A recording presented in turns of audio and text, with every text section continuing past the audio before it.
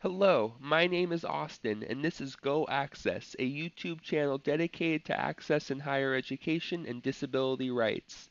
Today, I will be covering a journal article entitled Experiences of College Students with Disabilities and the Importance of Self-Determination in Higher Education Settings. This article was written by Elizabeth Evan Getzel and Colleen A. Toma in 2008.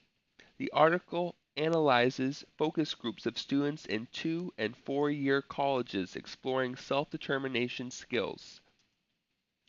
So basically what they did was they interviewed college students at 2 and 4-year colleges in focus groups, and then they went and outlined the key information that they gleaned from each interview. And as they coded that information, they were able to formulate what the students' responses were to the different questions that were asked. So this first question says, what do you think an effective advocate does to ensure he or she stays in school and gets the supports needed? The students mentioned problem solving, self-awareness, goal setting, and self-management. They expressed using their self-awareness and self-management skills to make decisions to maximize their strengths. It's important to note that these skills like problem solving and self-management and self-awareness, those are skills that are difficult for students to cultivate coming in as freshmen. And we see a lot of times in a disability office, students coming in who don't have all the executive functioning skills and organizational skills necessary to succeed in college because they are not able to track their assignments and make sure they know when things are due, and they're kind of left now to be more independent and on their own. We don't provide the supports to tell them, okay, it's time to study at 3 o'clock today. We can outline a plan. A lot of colleges, you can sit down with an advisor and outline a plan of how you're going to study, but at the end of the day, it's up to the student to execute that plan. And furthermore, students really need the self-awareness aspect to be able to advocate for what learning styles and accommodations work best for them.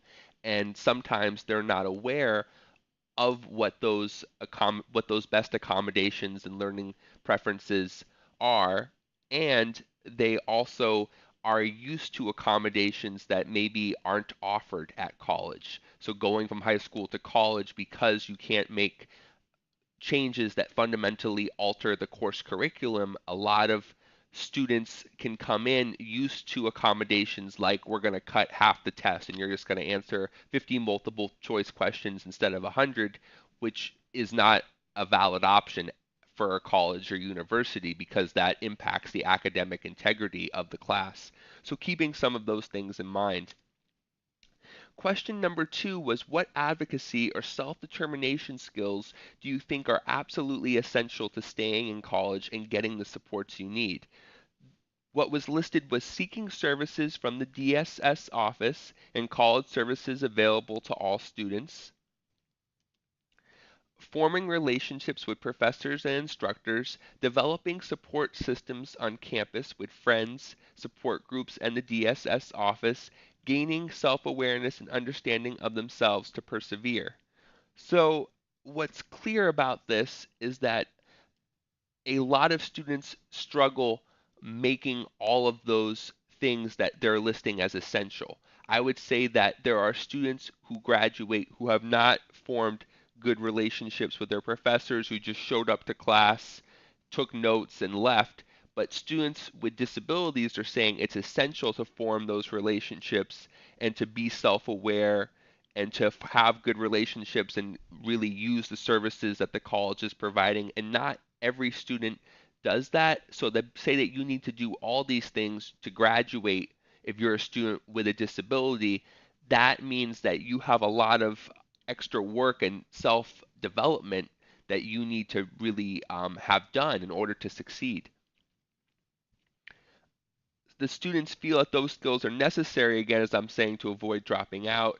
So I think those were kind of the key points I was taking away from it. And I think it's difficult, the college can help as far as developing relationships with professors and instructors and trying to provide training, working with students with disabilities in particular, and making the student feel more comfortable disclosing to the professor about their disability or talking about their accommodations and trying to make sure that the student's aware of all the services. But at the end of the day, the self-awareness piece I think is really important because it's up to the student and their development of their executive functioning and confidence in themselves and awareness of what learning preferences and accommodations work best to really advocate and feel comfortable advocating for their needs. So it's hard because the college can't really provide everything. The student actually really needs to transfer to college from high school with a plan in place and with some of those self advocacy skills developed in order to really thrive. So going to some of the findings from the study, the transition from high school can be challenging. Students do not always have those self-advocacy skills that I mentioned earlier. Some students don't know what strategies work best for their learning disability, and that's where you'll see students who maybe fail a class, first semester, and then they learn, oh, I need to do this or that to make sure I do my assignments, or I should ask for this accommodation in the future, and you kind of make those adjustments as you go along. High schools need to continue to work to teach students the self advocacy skills necessary to succeed in college. I think it's really important that high schools encourage their students to be their own advocate and to practice that skill. I think it's important for them to come with a transition plan that really outlines their learning strategies and the accommodations that will work for them in college and have that don't impact the academic integrity of the institution they're attending, but they are eligible accommodations, and making sure they're very aware of all of that and how they need to really be responsible for their own learning and expressing what their needs are and staying on top of their assignments. I think those things are really important for colleges um, to have the student prepared and for the high school to advocate for that for the student, help teach that. Thank you so much for tuning into this episode. I hope you're having a great day.